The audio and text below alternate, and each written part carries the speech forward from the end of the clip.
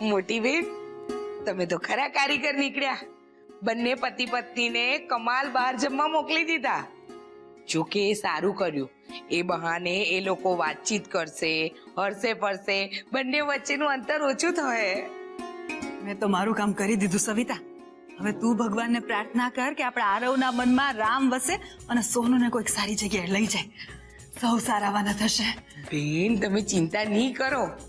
એ બંને જણાએ એક સાથે રાંદલમાની પૂજા કરી છે, એટલે રાંદલમાં એ લોકોને એક કરીને જ રહે. અને રાંદલમાની સાથે સાથે આ માળી પણ તો એમને એક કરવા બેઠા છે ને. મોટી બેન, સાચું કહું ને તો મને તો હવે આરોભાઈ અને આઈસાબેનની જરા પણ ચિંતા નહીં મળે. તો આપો તાળી. લે આપી તાળી.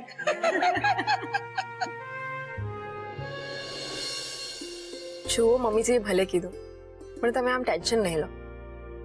આપણે એક કામ કરીએ, ફૂડ સ્ટોલ પરથી પાર્સલ લઈએ, ગાડીમાં બેસીને ખાઈ લેશું અને પછી ઘરે જતા રહીશું. આયશા, તને કેમ એવું લાગે છે કે તને ડિનર ઉપર લઈ જવાની વાતથી હું ટેન્શનમાં આવી ગયો? અરે તું મારી દુશ્મન થોડી છે કે હું તારી સાથે ડિનર પર ના આવી શકું? અરે વી આર ફ્રેન્ડ્સ. હું તને ડિનર ઉપર લઈ જઈ શકું છું. માને એવું લાગે છે કે તને ડિનર ઉપર લઈ જવી ને એ મારા માટે બહુ મોટું ટાસ્ક છે, પણ ના, એવું નથી. હું તને ડિનર ઉપર લઈ જઈશ. બોલ, ક્યાં જવું છે?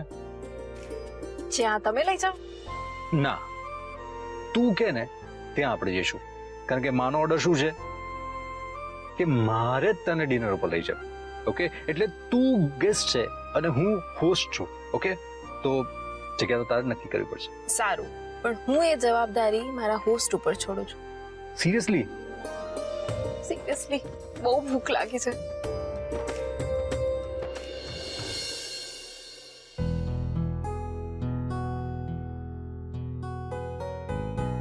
શું છે કુકી? આરવ અને આયેશા હજુ સુધી નથી આવે? મારી જયારે એ લોકોની સાથે વાત થઈ ત્યારે તો એ લોકો રસ્તામાં હતા. મેં લોકોને બાર હોટલમાં જમીને આવવા માટે કહ્યું છે. ઓ કોકિલા ગોરી, આજે બંનેને ડિનર ડેટ પર મોકલવાનું કોઈ ચોક્કસ કારણ? કારણ તો શું હોય, મેં તો ખાલી એક સુઝાવ આપ્યો, પણ હવે બંને ખરેખર બહાર જમીને આવે તો સાચા.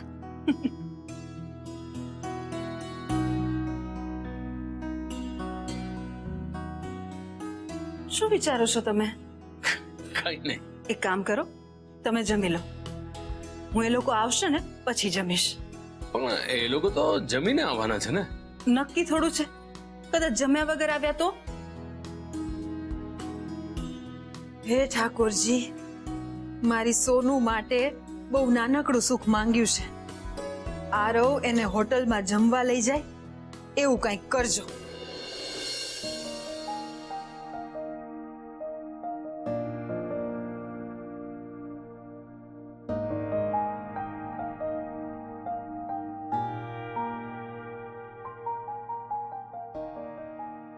Sir, order please. 2 મિનિટ પછી આવો ને પ્લીઝ. સર.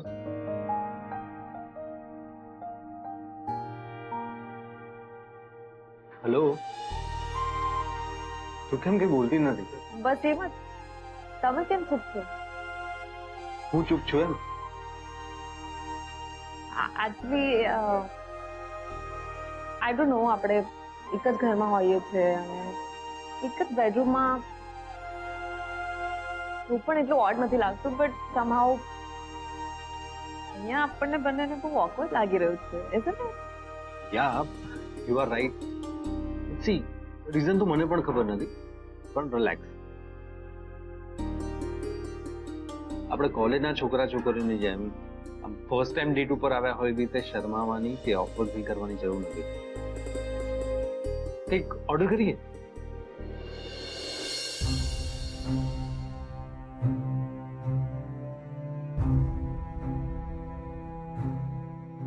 કોકી, વાત શું છે?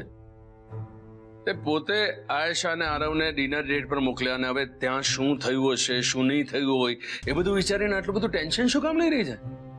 કોઈ વાત નથી, ટેન્શન શું હોય? ટેન્શન નથી તો પછી આ રોટલીને માથાબોળ દાળમાં સ્નાન કરાવવાનું કોઈ કારણ? અરે માફ કરજો, મારું ધ્યાન જ ના રહ્યું. તારું ધ્યાન આયેશા અને આરવની વાતમાં જ છે કોકી. એટલું તો મને સમજાય છે. બોલ ને, એ લોકોની વચ્ચે હજુ પણ કઈ ટેન્શન છે ને? આઈ થિંક એટલે જ કદાચ આરવ કાલે પૂજામાં નહોતો બેસતો. તમે મહેરબાની કરીને જમી લો, કારણ કે આ વિષય પર મારે તમારી શું કોઈની સાથે કોઈ વાત જ નથી કરવી. તારે વાત શું કામ નથી કરી? કારણ કે મારે વાત ચોડીને ચીકણી કરવી જ નથી. જે છે એ હું ફોડી લઈશ. ઓહ, ધેટ મીન્સ કે કોઈક ઇશ્યુ તો છે જે તું મારાથી છુપાવી રહી છે. તે ભલે મોટા ઉપાડે એ બંનેને ડિનર ડેટ પર મોકલ્યા, પણ તારા ચહેરા પરનો અજંપો સાફ ચાડી ખાય છે. યાર, હવે હજુ પણ આયેશાને મનથી સ્વીકારી નથી અને એ જ વાતનું ટેન્શન તને શાંતિથી જીવવા નથી દેતું. એવી કોઈ વાત નથી. વાત એ જ છે કોકી. આજે તો હું પણ ફેસલો કરીને જ રહીશ. આજે તો હું પણ એ લોકો આવશે પછી જ જમીશ. જુઓ, તમે આમ ગુસ્સે ના થાઓ. તમે વિચારો છો ને, એવી કોઈ તકલીફ નથી. આ છે એક નાનકડી સમસ્યા જેને હું પહોંચી વળીશ. શું છે ને, આ સંબંધો બહુ નાજુક હોય છે. એને બંધાતા વર્ષો લાગે, પણ બટકતા વાર નથી લાગતી. એટલે તમે આરવને મહેરબાની કરીને આ બાબતે વઢતા પણ નહીં અને કંઈ કહેતા પણ નહીં. અને આપણા આરવની સૌથી મોટી નબળાઈ કહો કે તાકાત એક જ છે કે એ કોઈને છેતરી નથી શકતો, ન પોતાની જાતને કે ના આપણને. એ છે ને આમ દંભ કરીને દુનિયા સામે જીવવા નથી માંગતો. પણ તમે આમાં ન પડતા. તમે જોજો ને, એના મનની ગૂંચવણને ઉકેલીને હું એના જીવનની ફિરકીને એટલી સરળ કરી નાખીશ ને કે એના લગ્ન જીવનનો પતંગ આમ આકાશની નવી ઊંચાઈઓને સર કરશે.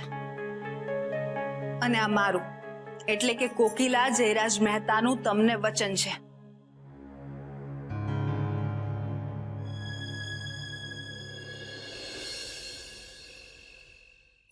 કે તું ખોટી ચિંતા કરે છે. કોમલ આવી ગઈ છે તો એની સાથે તું જમી લે ને.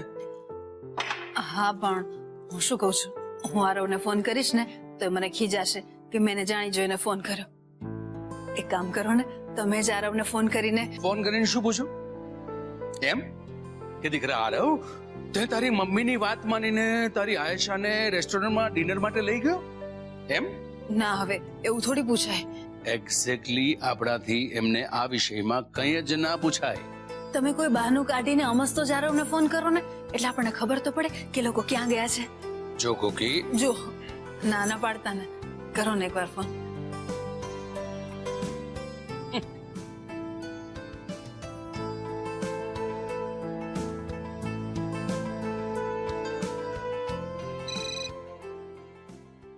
પપ્પાનો ફોન. યસ પપ્પા. અરે હા બેટા, ક્યાં અટવાઈ ગયા છો તમે લોકો? હજુ સુધી ઘરે નથી આવ્યા? હું ને આશા રેસ્ટોરન્ટમાં ડિનર માટે આવ્યા છીએ. અચ્છા અચ્છા અચ્છા, તું ને આયશા રેસ્ટોરન્ટમાં ડિનર માટે ગયા છે? હા, કેમ માએ તમને કહ્યું નતું? મમ્મીએ નહીં, એના કદાચ ખ્યાલ બહાર રહી ગયો છે. મેં તો દીકરા તને એટલા માટે ફોન કર્યો હતો કે પેલી વકીલની મીટિંગનું શું થયું? આપણું કામ પત્યું કે નહીં? યસ પપ્પા, ઓલ ડન. બાકીની અપડેટ હું તમને ઘરે આવીને આપું છું. Okay, have a nice time together, have a great dinner, see you. Okay. હઈ, શાંતિ શાંતિ. હાશ, આરવ મારી વાત માનીને સોનુને આખરે હોટલમાં જમવા લઈ ગયો. હે ઠાકોરજી, તમારો ખૂબ ખૂબ આભાર. આમ આરવના લમણે તારી આ ધમકીની પિસ્તોલ મૂકીને એને જબરજસ્તી આયેશાની સાથે બહાર મોકલે એનો કોઈ અર્થ નથી કોકી. આરવ પોતે સમજીને એની સાથે બહાર ફરવા નીકળે કે ફિલ્મ જોવા જાય કે રેસ્ટોરન્ટમાં જાય તો કંઈક અર્થ સરે. હા, એ પણ થશે. આજે હોટલમાં જમવા લઈ ગયો છે. કાલે પિક્ચર જોવા મોકલીશ અને પછી ફરવા પણ જશે અને ધીમે ધીમે મારા આરવના મનમાં પ્રેમના અંકુર ફૂટશે મારી સોનુ માટે.